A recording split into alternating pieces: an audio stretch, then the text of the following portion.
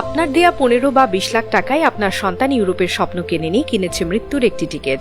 এই মুহূর্তে হয়তো ভূমধ্য সাগরের কোনো এক কোণে একটি রাবারের ট্রলার ডুবছে, আর সেখানে 20 থেকে 30 জন বাঙালি যুবক জীবন বাঁচানোর আকুতি জানাচ্ছে। দালালের কাছে এটি স্রেফ একটি গেম, কিন্তু আমাদের দেশের মা বাবার জন্য এটি সারা জীবনের কান্না। আমাদের দেশের সিলেট, মাদারীপুর কিংবা শরীয়তপুরের আনাচে কানাচে ইদানিং একটা কথা খুব শোনা যায়, গেম মারা।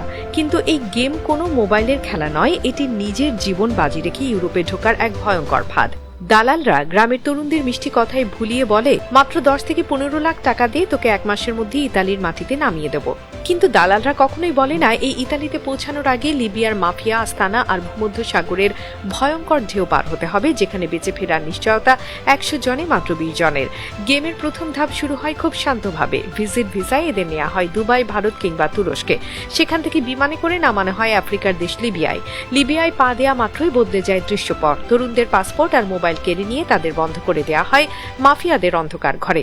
চলে বেধড়ক মারধর। ওপাশ থেকে ফোনে কান্নার শব্দ শুনিয়ে এদেশে থাকা মা বাবার কাছ থেকে আদায় করা হয় আরো 5 থেকে 10 লাখ টাকা। যে তরুণরা ইউরোপে গিয়ে টাকা কামানোর স্বপ্নে এসেছিলেন, তারা নিজেরাই এখন মাফিয়াদের কাছে এক একটা পণ বন্দী। টাকা দেওয়ার পর শুরু হয় আসল ভয়ঙ্কর পর্ব, সাগর গেম। 50 জনের ক্ষমতার এক একটা ছোট রাবারে নৌকায় তুলে দেওয়া হয় 150 থেকে 200 জন মানুষকে।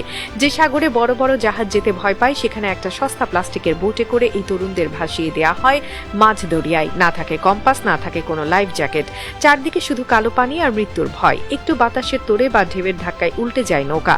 কয়েক মিনিটের মধ্যে সাগরের অতলে তলিয়ে যায় শত শত স্বপ্ন। প্রশ্ন হলো, এত মৃত্যুর পরও কেন এই গেম বন্ধ হচ্ছে না? কারণ এটি স্রেফ কোনো দালালি নয়, এটি কোটি কোটি ডলারের আন্তর্জাতিক মানব পাচার ব্যবসা।